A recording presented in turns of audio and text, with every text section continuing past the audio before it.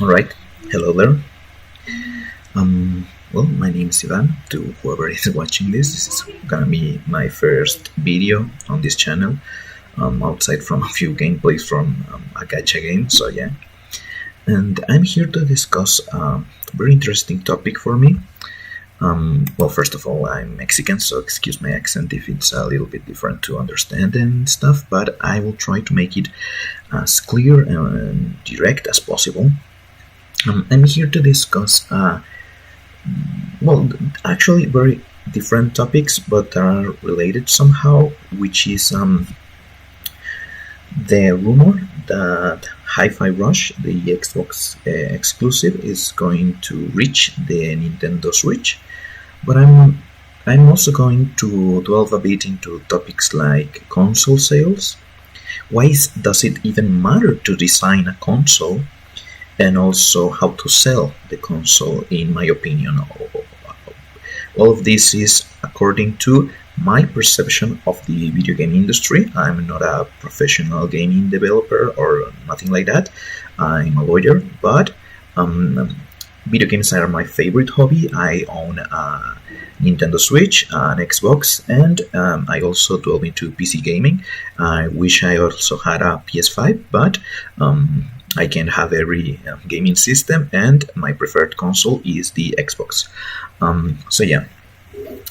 Well, first of all, I'm going to talk a bit about why is it important to develop a console as a video game brand? Because we know there are different video game brands. There's Sega, which at some point did consoles, but then quitted from that market. There's EA, there's Ubisoft, there's Square Enix, and there's the big three. All right, and it's very interesting for me that the big three do not include Tencent, which is a very big video game brand. Well, a video game company, I would say. I wouldn't say it is a brand. And regardless of the market share that it has and the video games it develops, I don't think it is considered one of the big three, precisely because it doesn't have a video game console. And so why designing a video game console? Well, first of all, we need to think about what is a video game. What's a video game? So video games are two things. On one side, they are, in my opinion, the best form of entertainment, but they are also the most immersive form of art. So on one side, the video game industry is the biggest when it comes to making money. Out of all the other entertainment industries, it is bigger than cinema, it is bigger than music. Video games are bigger than all of them, economically speaking.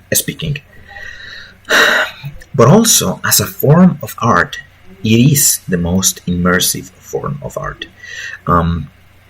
Thinking about something like Elden Ring, for example, it has architecture, it has sculpture, it has a plot, it has music, it has everything, and you can interact with said world. You can explore, you can go there, you can kill an enemy, you can discover new places, unlock new abilities with the different weapons, for example. So yeah, video games are art, and they are the most immersive form of art. A video game console distinguishes itself from other devices that can run games like a PC or a cell phone because it is specifically designed for games. PC, for example, although it can run games, it will forever be limited by the other purposes it has to have. So let me put an example. There's this little console called Playdate, I think, which has a crank, a little thing that you can rotate, and that crank has very different uses in all the gaming catalog of the Playdate.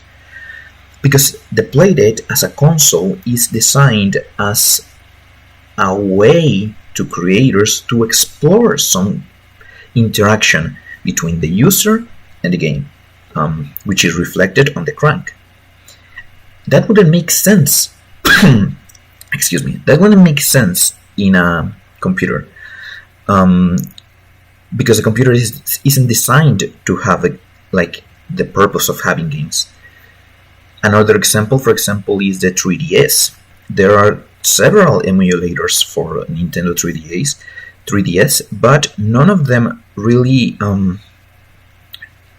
share the same experience that the actual console gives the user. For example, they don't even have the 3D mode. But even like without taking that into account, the Amiibo experience is not translated like one-to-one, and just like having the physical thing in your hands, that's a very unique experience. So yeah, video game consoles are the best way to explore not only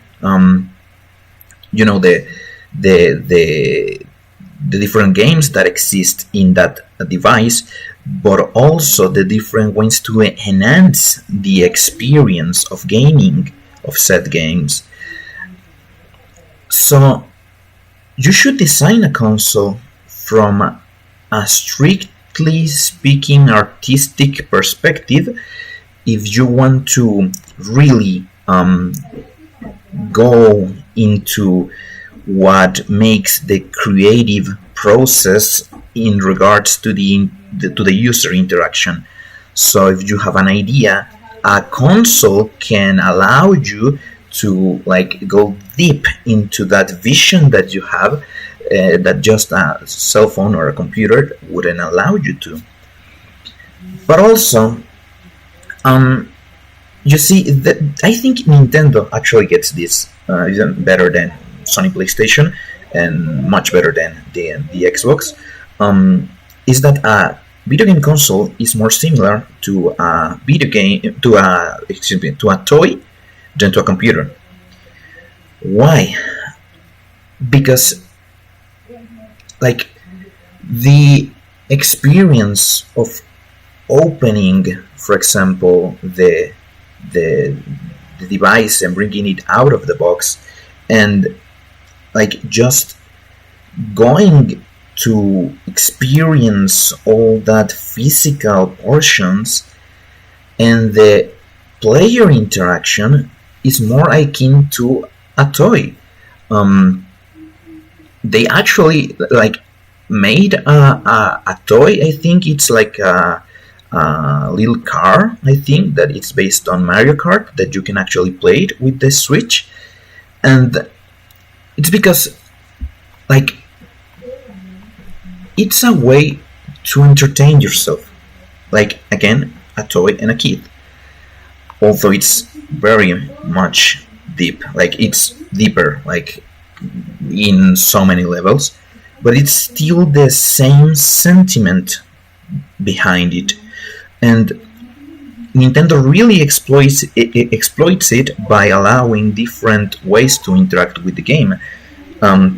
It even has a touch screen, and then there was like this concept of the Nintendo Labo, I think it was called, in which like it didn't have much success, I think, but it was like part of the vision of the video game console as a toy, as a way, as something to play with. And the PS5 kind of has the idea, but not really. For example, the DualSense, in my opinion, like the adaptive triggers, I think it's called, that technology is very interesting, and I've actually like felt it in my hands, and it was very, very like intriguing. Like, and also it has like, since the DualShock 4, like that touch thingy that I don't think it's being used that much. I really don't know, but it's really interesting. But even then, I don't think that they incentivize that kind of interaction that much, and I think that the best games they have integrated these systems were like technical demos. Like I think that the Little White Robot would be a good example. However, it was just a demo, in my opinion, and even then, I have heard of people that say that that's their favorite PS5 title. But yeah, and when it comes to Xbox, like I love the ergonomics of the control, and I love like the I have it right here, like the different like colors they've brought out. They're fun, and but there's like no really way to enhance the interaction experience. There's nothing like the Wii control, for example, and I think that's because Xbox actually tried it with the Kinect and it didn't go that well. But I think that Xbox lost the vision of designing a device for video games and not just a place where video games exist, like a computer or a cell phone again. I think that's part of the reason why Xbox doesn't see the point in making their own portable console, and they are satisfied with their existing like cell phones and like the Steam Deck and the Asus ROG Ally, I think it's called, and other like handheld devices, because they don't really see the point. Like if that already exists, why should we make our own device, right? But this is like the whole point of the video, the identity of a video game brand. Sega, for example, how does the Sega identity work? Well, first of all, you have these characters associated with the brand, like Sonic and Shadow, and like there's also Joker from the Persona series, and like all these big like titles like Jet Set Radio and even Knights, and a lot of these like from the Sega Saturn and Dreamcast era. Like they have a lot of games that like encompass the the video game identity. But like that's only part of what constitutes the identity. In the case of Nintendo, for example, there's also this like way to view their own games as part of this like interconnected world that you can really notice, like in the Super Smash series or the Mario Kart. Like they really use their characters and they make them interact with each other. And even now I have heard things about like cinematic universe, like something with like Marvel, for example, which, for example, Marvel and DC have a very distinctive like brand identity, and this is also like part of knowing what makes your brand be yours.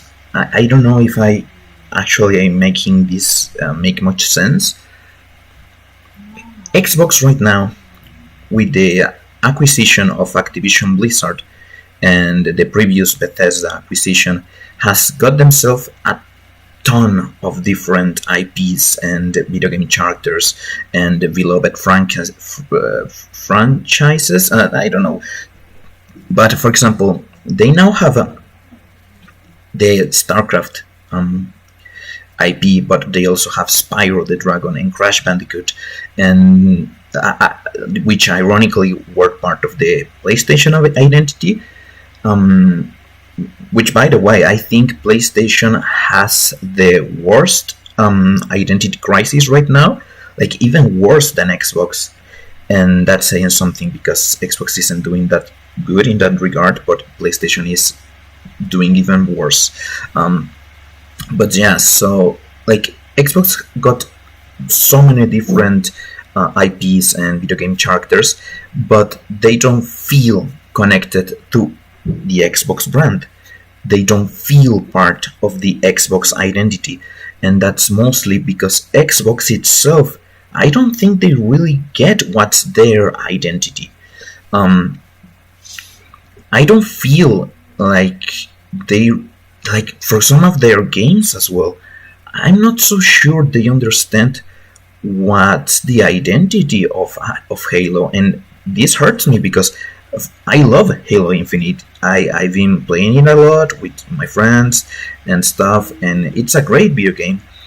And I really liked the campaign, but it saddened me to see that, for example, we just got glimpses of like the flood, but we didn't have the opportunity to fight it in the core game. And I even heard that that DLC was cancelled. But why would it be important to fight the flood in a Halo game? Well, first of all, the first Halo game, Halo Combat Evolved, like, you were fighting an alien faction in a Halo ring without knowing what the hell was going on with the Halo ring itself. Like, what that giant ring was for.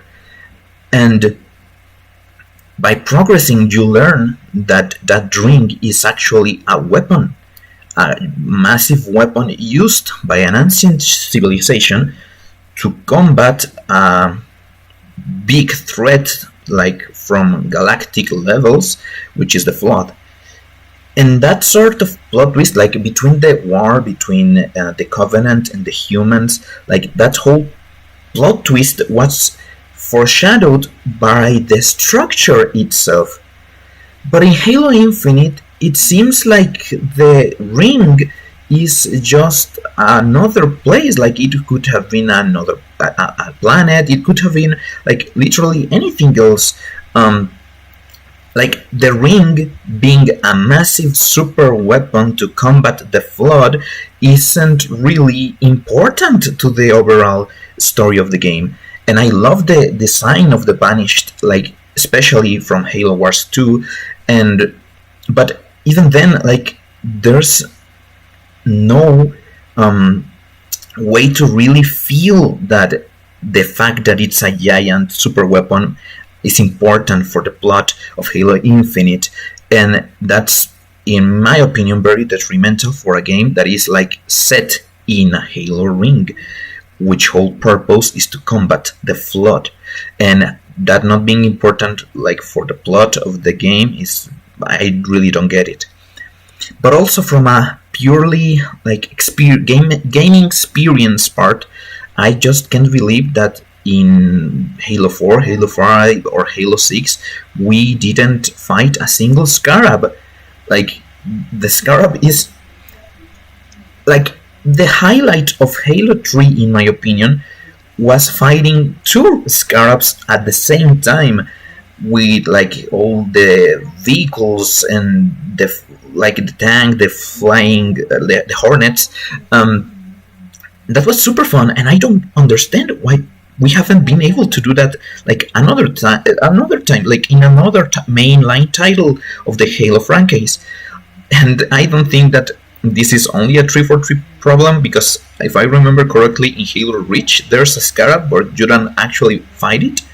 And yeah, but sorry, I probably started talking too much about Halo, but the thing is that I think that Xbox doesn't really understand like the whole meaning of having an identity. But Xbox does have one. It's just that they haven't found it. They haven't seen the reason for making their own like portable device, portable console, and that's very sad for me, because without an identity and without focusing the console on character in an interaction with the users, well, that's just saying that your device is meaningless against a PC, for example. And this all like makes me go into the whole Hi-Fi Rush thing. It has been already 20 minutes, and I know this is a very long video from like this is my first video, but the Hi-Fi Rush thing going to the Nintendo Switch is a very, very difficult thing to deal with as an Xbox fan, because it's basically Xbox recognizing that the Nintendo identity is better for Hi-Fi Rush as an Xbox first party title. And that's not the problem. It's the fact that them bringing it to the Nintendo Switch is basically saying, and we're not going to do anything about it. It's like the old days Sega basically saying, you know what, the best place to play a Sonic game is on the Nintendo, because they are just better than us with I don't know, handling platform games or that sort of style. And instead of saying we are going to make our best place to play our first party games, they're just like, nah, we're just going to give them to the competence. And that's just like sad. Is basically Xbox resigning and just admitting that they have no idea how to make the Xbox be the best place to play Hi-Fi Rush. And it's even worse if they don't get anything in return, you know, like if we don't get to play like Astral Chain or Bayonetta 2 on the Xbox. And one could say, but why do you care about that? You already said at the start of this video that you have a Nintendo Switch. Well, yeah, but that's the thing. I prefer the Xbox. I prefer what the Series S and the Series X are doing over the Switch. Even with the portable thing Nintendo is going for, I still prefer Xbox because I like the Xbox identity more. And they have been focusing on things like Game Pass, but even like beyond Game Pass, because that's also a thing. I think Xbox thinks that their whole identity can be Game Pass, and that's just not going to cut it. Like, Game Pass is a great thing to have, but it can't be the most important part of the identity of your hardware, because that service can be played in a whole lot of places. Like, you have xCloud and you can play it on PC. So why would I have to get an Xbox if I can already like play on a PC and play on a cell phone through xCloud? Well, besides maybe my connection isn't that good, but besides that, the thing with the Xbox console is like starting from the store, for example. I think that's very interesting the way the store is designed. The achievement system, the way to visualize the achievement system, the different like just the shape of the console. I don't know, it's really difficult to put into words, but I just prefer the Xbox. I prefer what it is going for. I like it being the most powerful console out there, even more powerful than the PS5. I just enjoy more the controllers. I enjoy more the buttons of the Xbox, the A, B, X, Y disposition of the buttons. I just enjoy more the overall Xbox experience, and it saddens me that it seems like their leadership doesn't seem to see the value in those things, you know? Like, it seems like they just think, well, this could be like whatever other thing and it wouldn't matter. But no, it does matter. And I don't know. If Hi-Fi Rush goes to the Nintendo Switch, that will make it less likely for other people to get an Xbox, because they will be like, oh, but I can already play this on my Nintendo Switch, and that will make like the console less relevant, and I will get to play less games on my favorite platform with my favorite buttons, my favorite like control. You like, I don't know if anyone can understand this, but it's just my favorite place to play games, and there are actually a lot of games that I can't play on my favorite device right now. For example, Fate, Samurai Remnant, and actually a lot of Fate games aren't on the Xbox. And maybe if we had like a ton of different great games on the platform, and a lot of people came here to play instead of like the Nintendo Switch or the PS5 or even the PC, because then maybe we could start getting more Fate games like Fate Samurai Remnant, and not just like Fate, but a ton of Japanese titles, and there will be more people playing here, and I could get to play more games that I like here.